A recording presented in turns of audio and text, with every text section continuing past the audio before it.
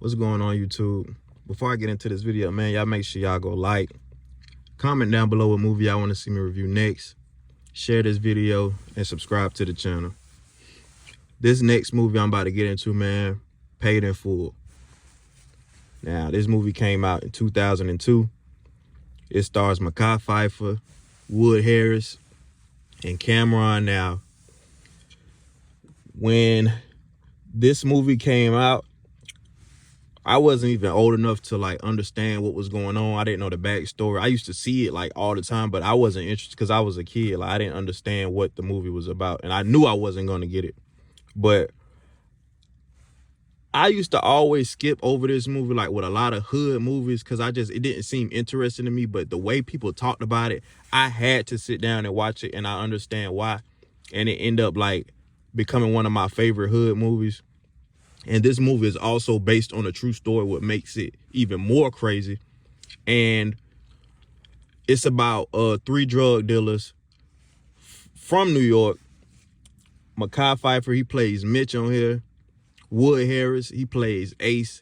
And Cameron plays Rico. Now, Rico is a wild dude on here.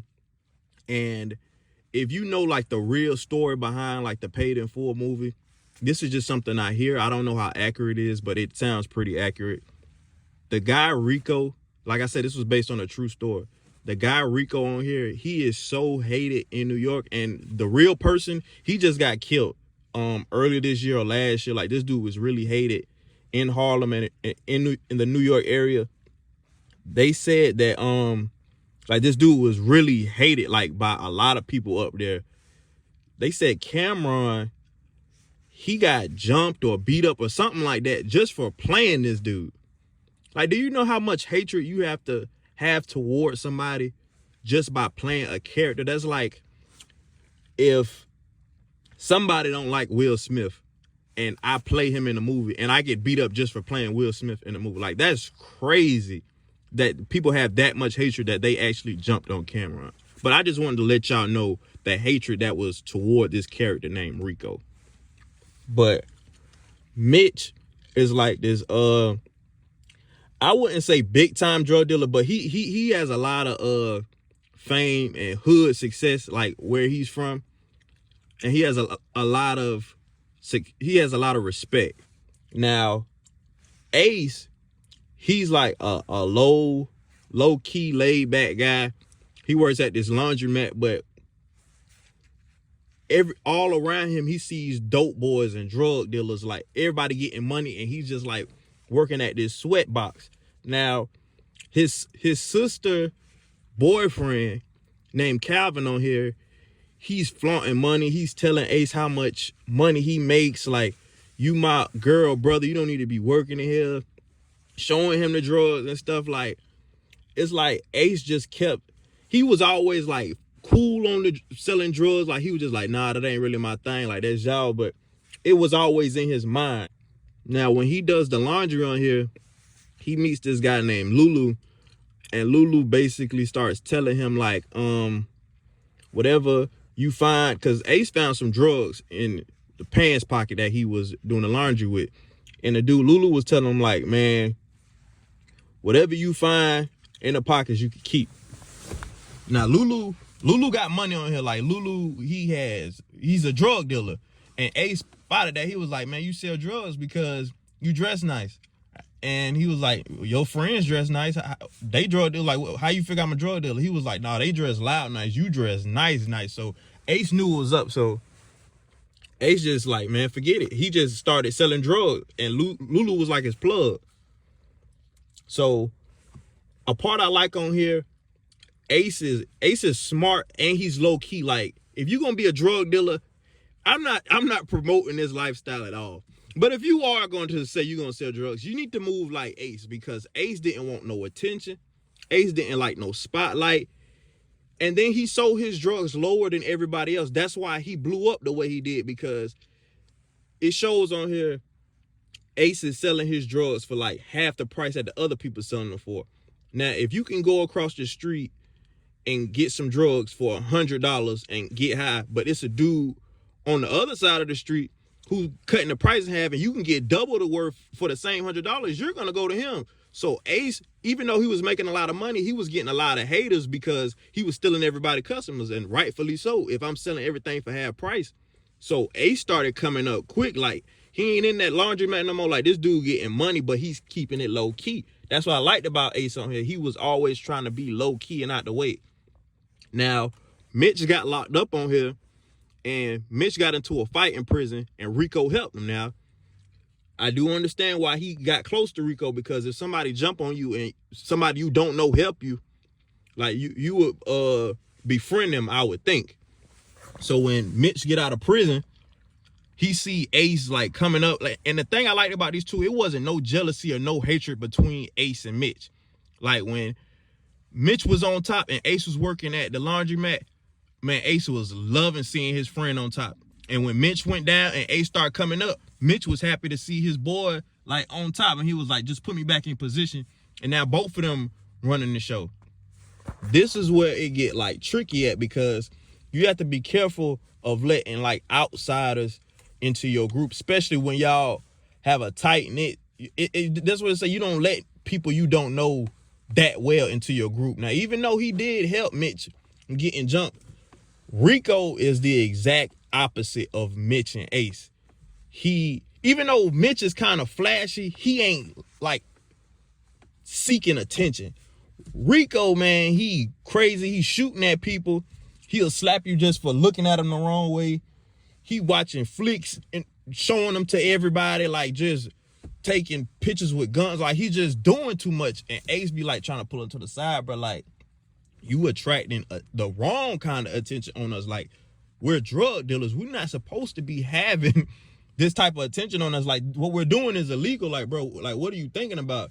And he will always be like, man, just chill, bro. Like, I'm living life. I'm enjoying myself now. It ain't nothing wrong with doing that, but we are criminals. We are doing something illegal. Like, you shouldn't be trying to get this much attention. And not only from the police, from people in the streets. Like, people knew who Ace was, and Ace didn't really talk. He was trying to be low key, and the whole streets knew who he was. So even though I understood what Ace was saying, like, bro, we are drug dealers. People are gonna know who we are. So I just don't think Rico cared that much. But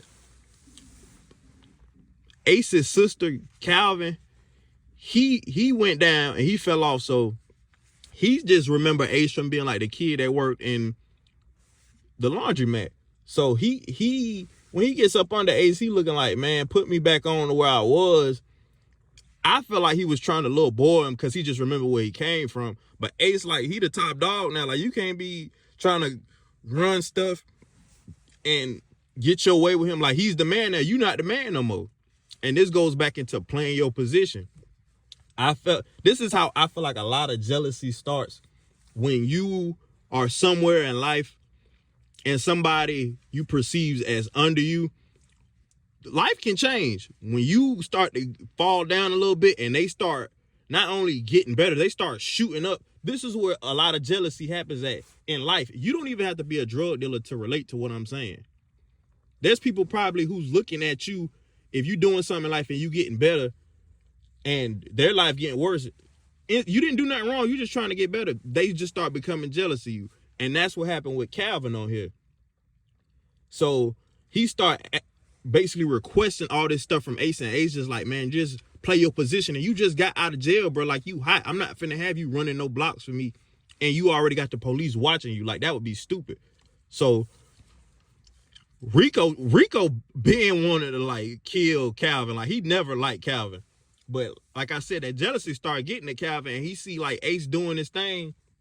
He tries, I ain't gonna say he tries, he sets up Ace, and he shoots two women that work with Ace, shoot Ace in the eye, and he just like I said, this really happened.